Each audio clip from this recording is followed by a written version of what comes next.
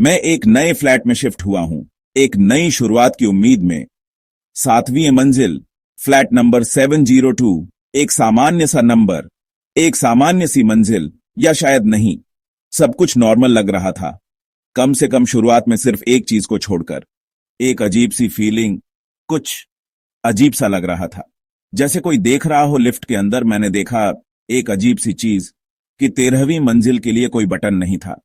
ये एक छोटी सी बात थी, लेकिन इसने मुझे बेचैन कर दिया। वह 12 से सीधे एक अजीब सी छलांग थी, 14 पर जाती थी। 13 कहां गया? मैंने सोचा, शायद ये कोई वास्तु की चीज है।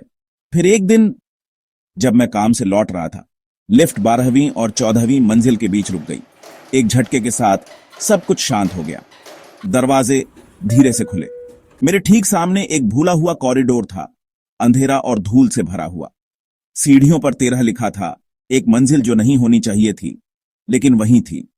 एक रहस्य। मैं बाहर निकला। मेरी हिम्मत जवाब दे रही थी, लेकिन जिज्ञासा प्रबल थी। और अचानक एक छोटी लाल गेंद मेरे पैरों की ओर धीरे से लुढ़की, जैसे किसी ने उसे धकेला हो। एक अनदेखी शक्ति। हवा धूल से भरी हुई थी, मानो सदियों से यहां कुछ नहीं बदला। और खून की गंध थी, ताजा और भयानक। कॉरिडोर के अंत में मैंने किसी को देखा, एक आकृति, धुंधली और डरावनी। एक औरत खड़ी थी, स्थिर और शांत। लंबे बाल उसके चेहरे को ढके हुए थे। वह मेरी तरफ नहीं, बल्कि सीढ़ियों की तरफ देख रही थी, जैसे वह किसी का इंतजार कर रही थी कि कोई नीचे आए या शायद ऊपर जाए। अचानक मुझे एक आवाज सुनाई दी, एक फुसफुसाहट, एक चेतावनी। ऊपर मत देखना, एक धीमी, डरावनी आवाज। लेकिन मैंने देखा, मेरी आंखें ऊपर उठ गईं, बिना मेरी मर्जी के, और वो वहीं थी। मेरी सबसे बुरी कल्पना सच हो गई।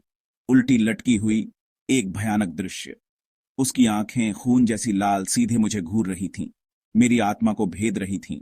मैं भागा, अपनी जान बचाने के लिए। वापस लिफ्ट में हाँफते हुए, दिल तेज धड़क रहा था, मेरी नाक से खून टपक रहा था। डर और सदमे का नतीजा।